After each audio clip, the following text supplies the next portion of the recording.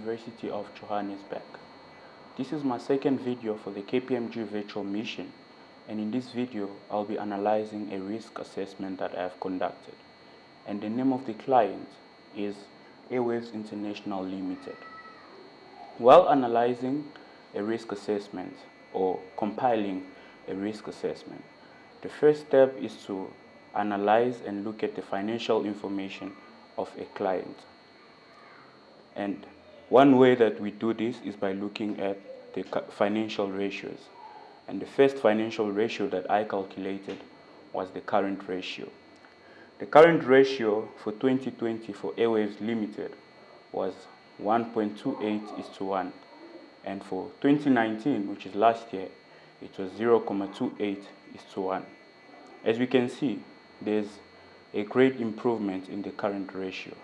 However, this current ratio is still not satisfactory because it is below the norm of 2:1.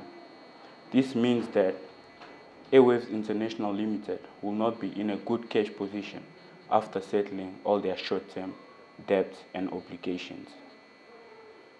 And the second ratio that I looked at was the debt to equity ratio.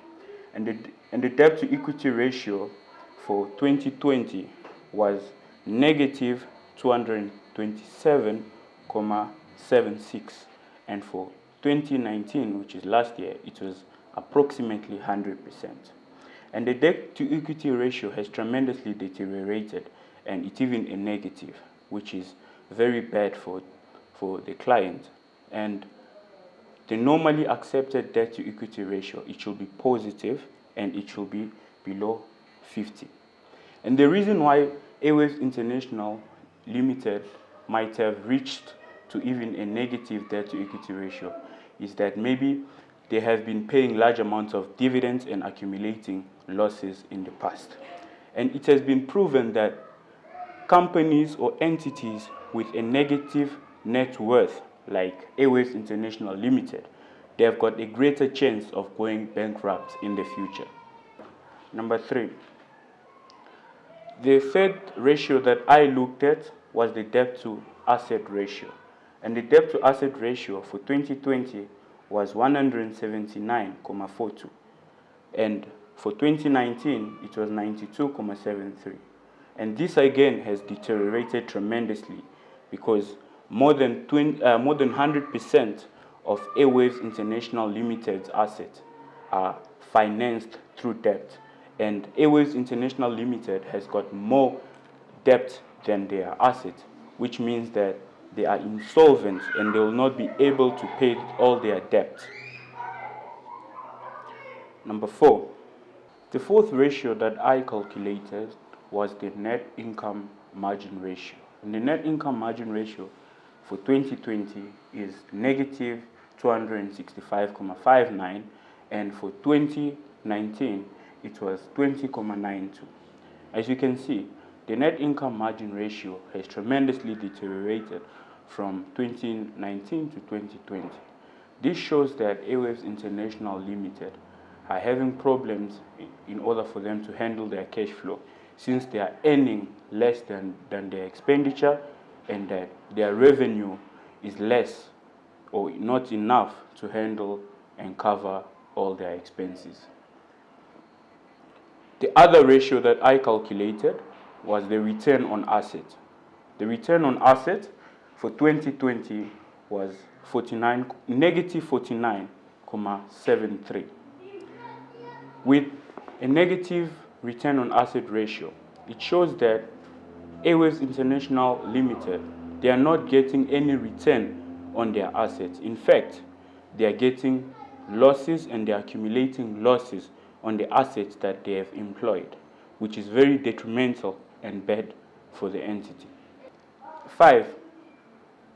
After looking at the financial information of an entity, the following step is now to measure and assess if there are any risks with regard to the management's integrity. And the first risk is that we look at Mr. Tom Weber. Mr. Tom Weber is the chairperson and he's the non-executive director of Airwaves International Limited. He's also the CEO of Emanzini Water. He presided over an organization. That manipulated the supply chain and rewarded tenders at an inflated prices. Secondly, Mr. Tom Weber is part of the organization that abused 230 million rand that was for the drought relief funds. And besides that, Airwaves International Limited, they have been accused of having to leak financial information and personal information of their clients.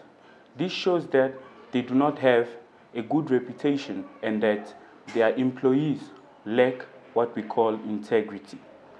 Another concern is from inquiry with the predecessor auditor. We have found out that Airwaves International Limited is liable to pay 23 million industry fine.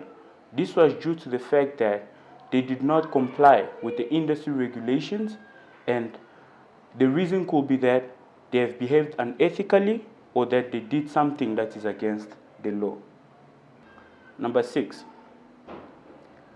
After analyzing if there are any risks with regard to management's integrity, the following step is to analyze if there are any concerns rising from the client's nature of business.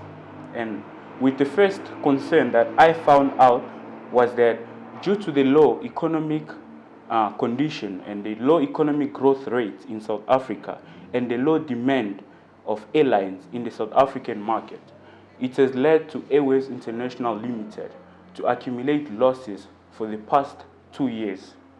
And another concern is that Airways International Limited have got a high level of debt for the past 2 years, and they have been operating at a negative cash flow and having a negative net worth.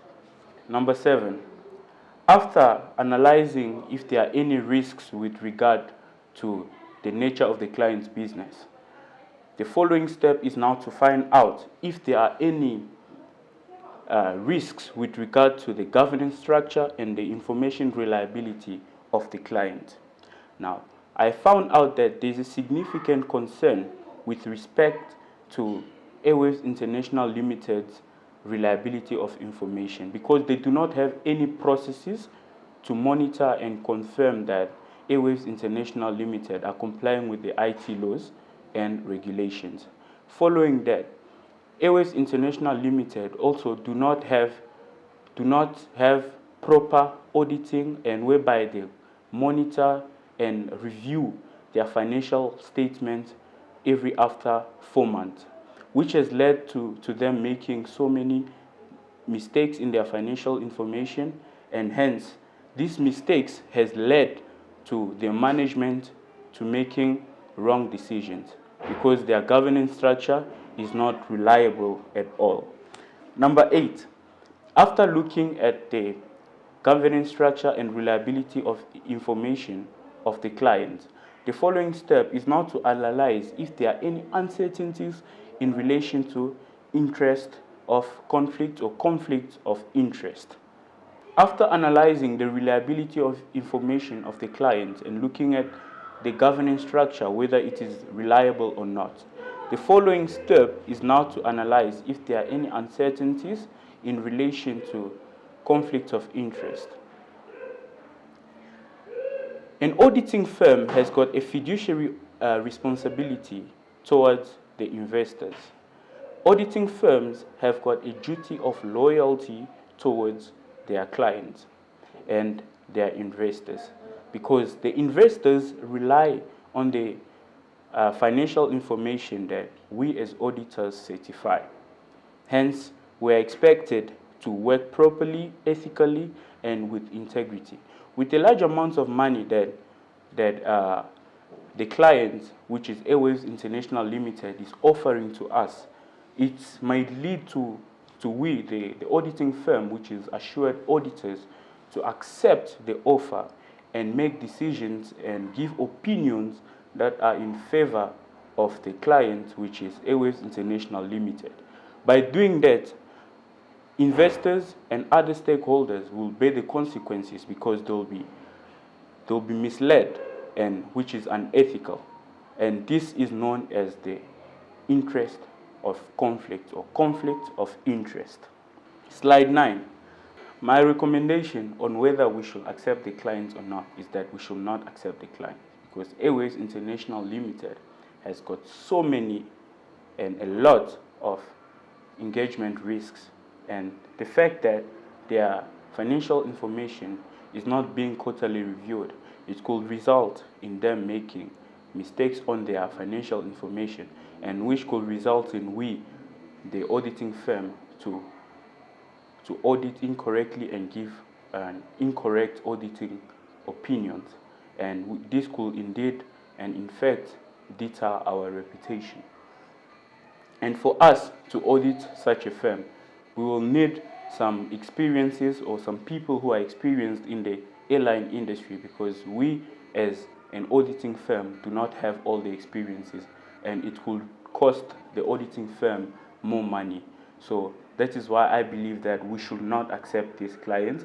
And the other reason is that there's so much uncertainty with respect to their management's risk. And hence, I believe that we cannot, as an auditing firm, associate ourselves with such clients. Thank you.